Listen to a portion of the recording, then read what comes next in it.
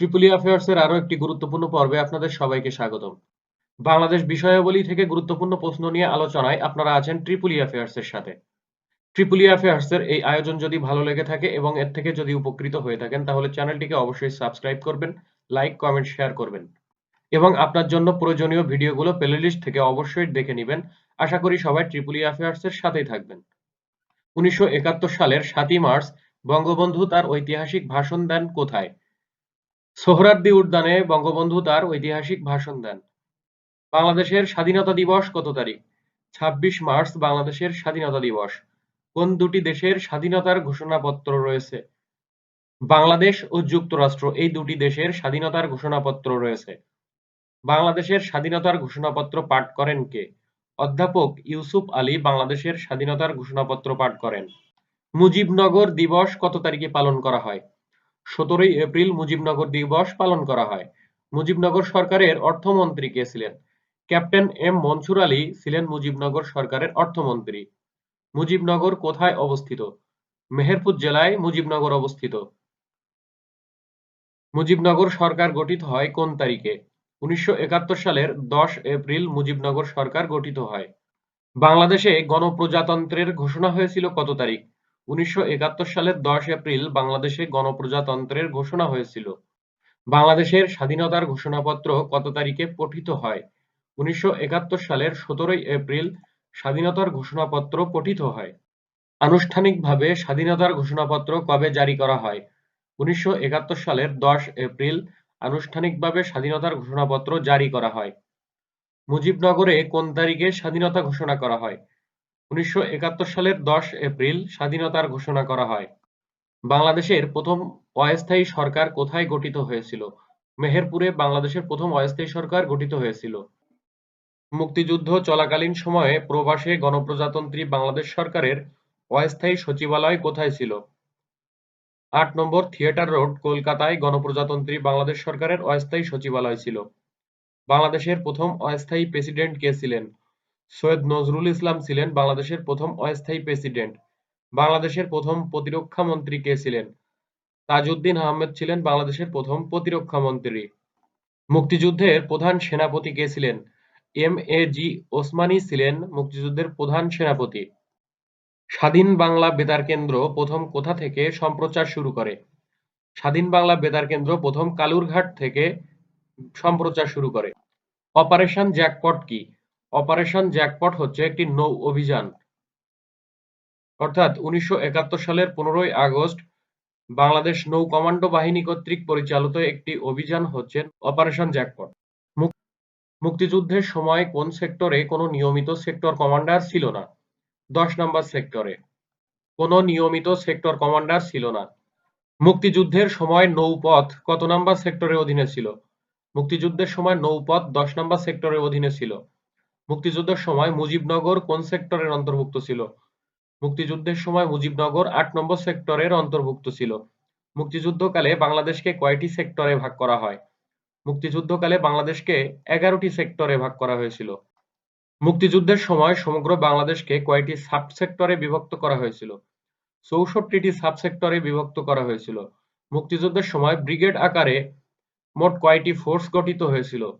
Brigade আকারে মোট ৩টি ফোর্স গঠিত হয়েছিল। মুক্তিযুদ্ধে প্রথম সশস্ত্র প্রতিরোধ কোথায় সংঘটিত হয়? মুক্তিযুদ্ধে প্রথম সশস্ত্র প্রতিরোধ সংঘটিত হয় গাজীপুরে।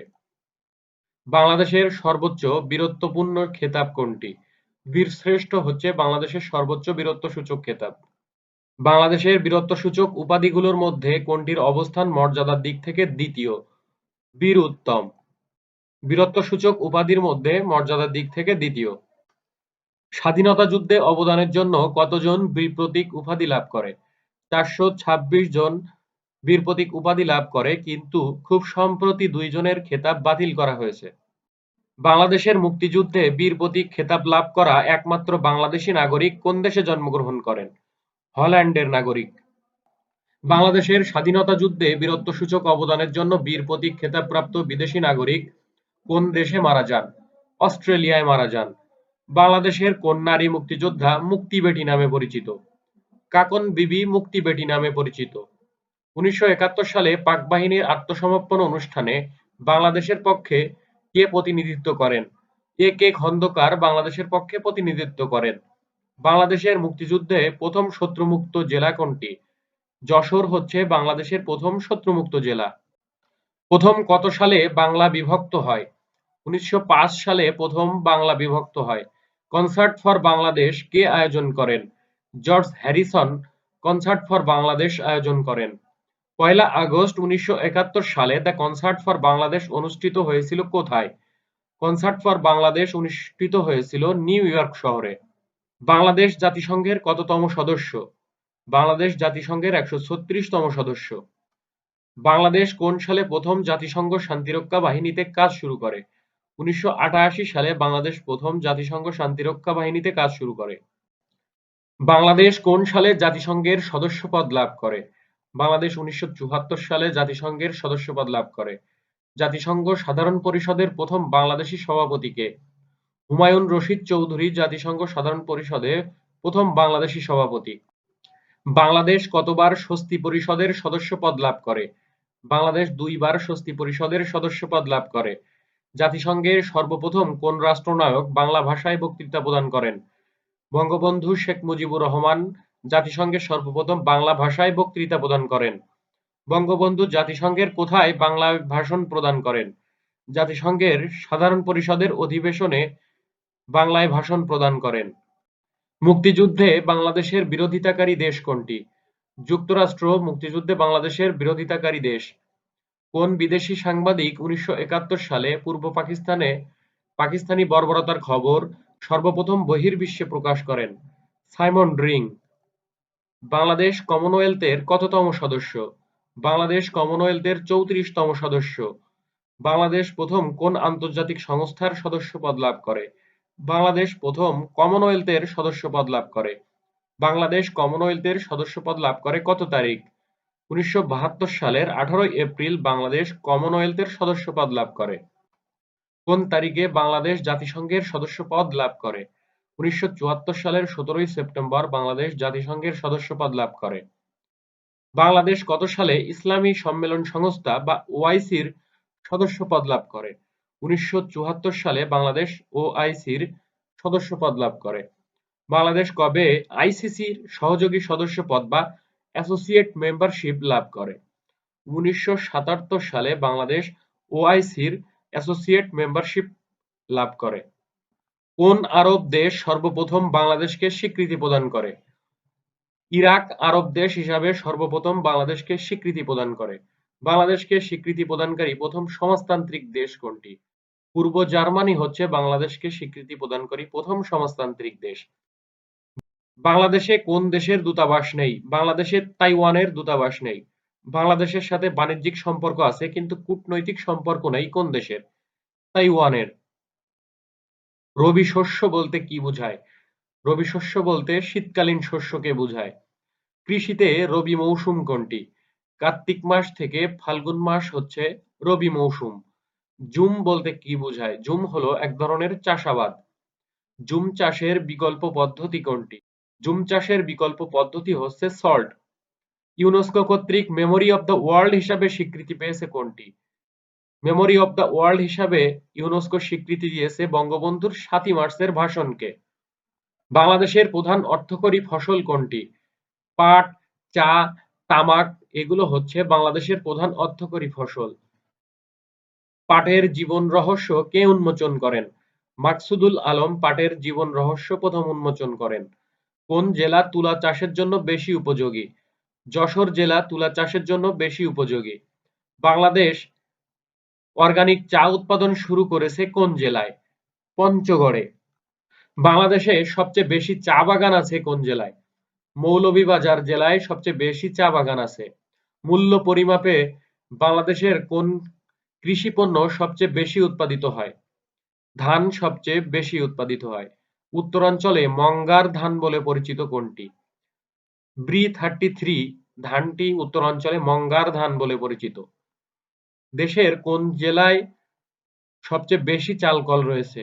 নওগাঁ জেলায় সবচেয়ে বেশি চাল কল রয়েছে। বাংলাদেশের কোন জেলায় সবচেয়ে বেশি পাট উৎপন্ন হয়?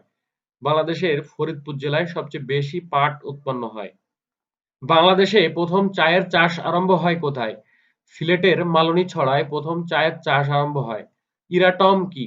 ইরাটম হচ্ছে উন্নত জাতের ধানের নাম। ব্রিসাইল কি?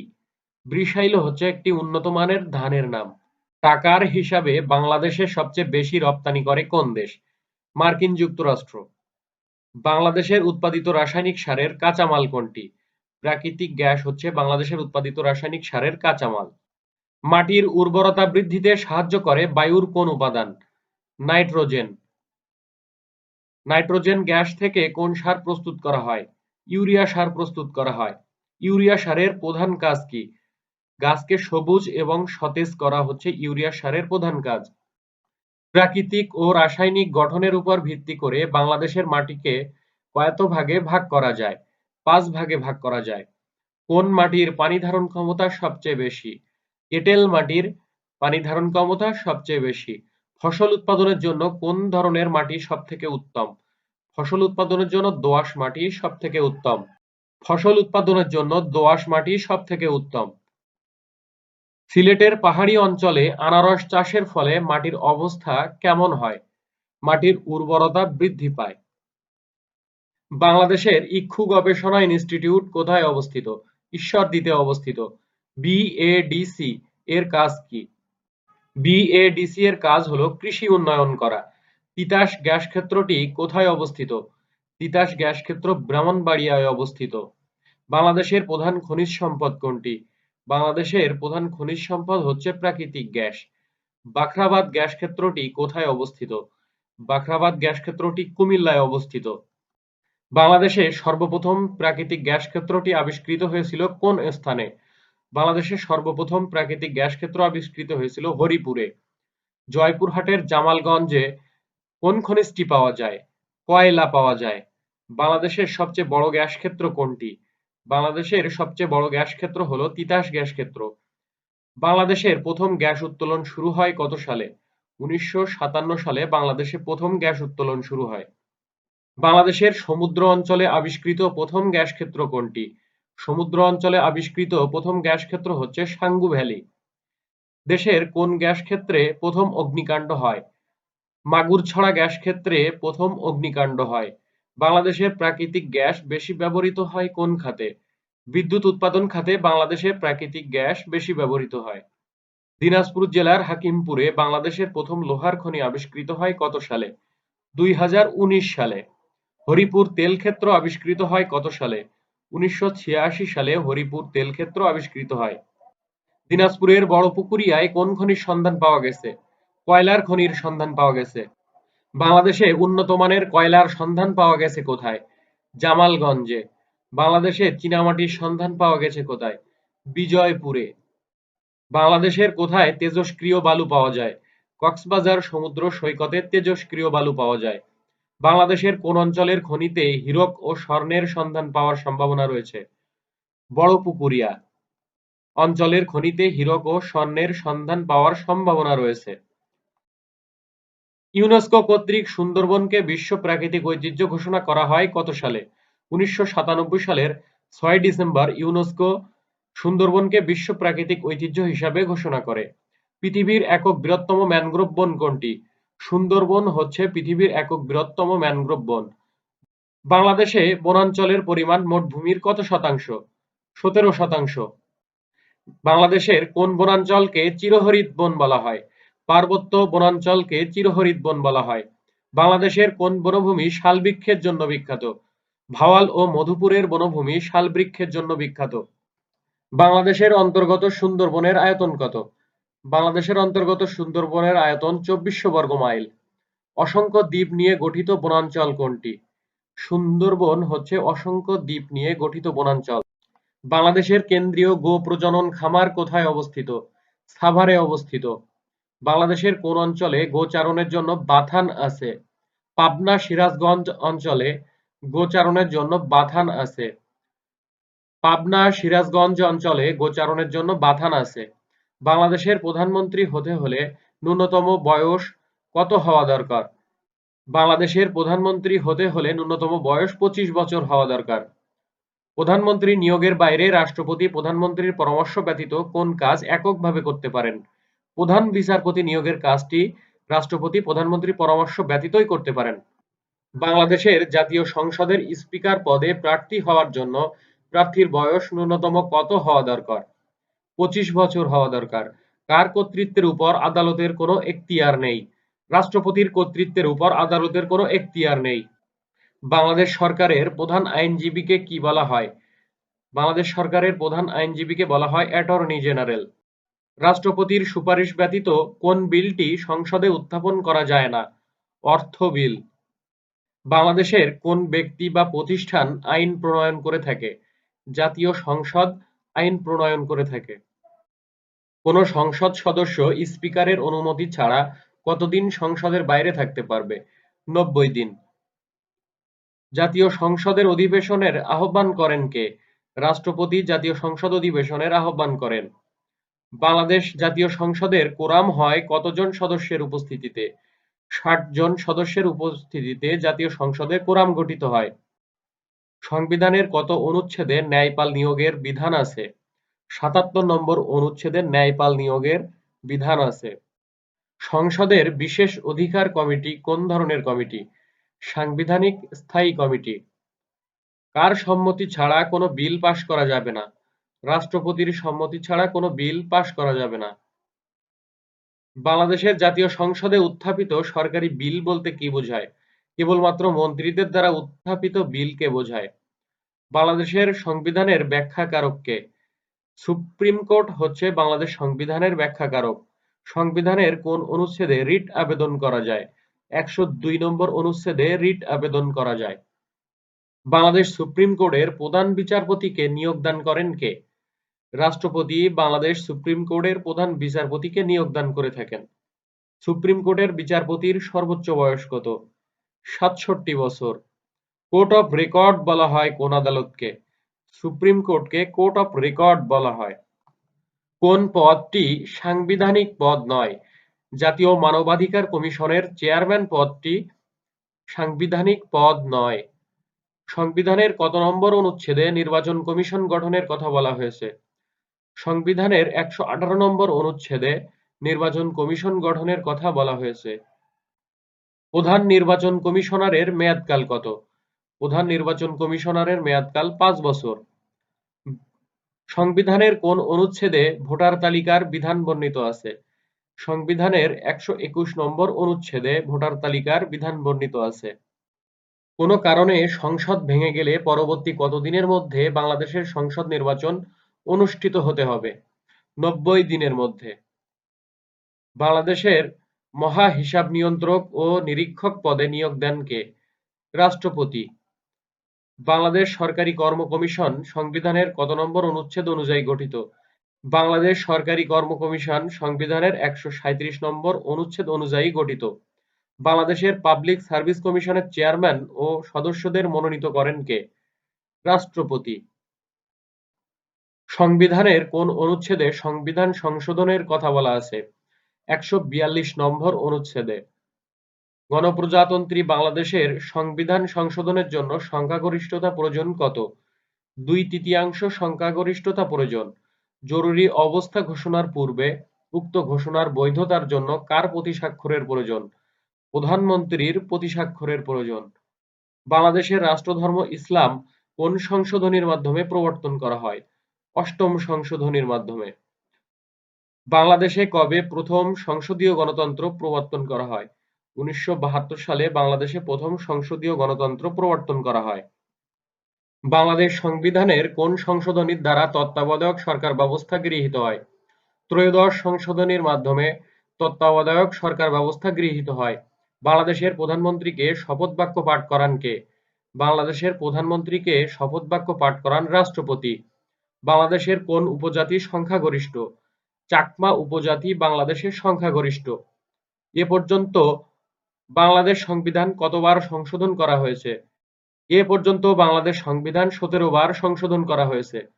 সমুদ্র উপকূলের তটরেখা থেকে বাংলাদেশের মহীসোপানের দৈর্ঘ্য কত নটিক্যাল মাইল? সমুদ্র উপকূলের তটরেখা থেকে বাংলাদেশের মহীসোপানের দৈর্ঘ্য ৩৫০ নটিক্যাল মাইল। সবাইকে অনেক অনেক ধন্যবাদ ধৈর্য ধরে ভিডিওটি দেখার জন্য এবং ট্রিপল ই অ্যাফেয়ার্স এর সাথে থাকার জন্য।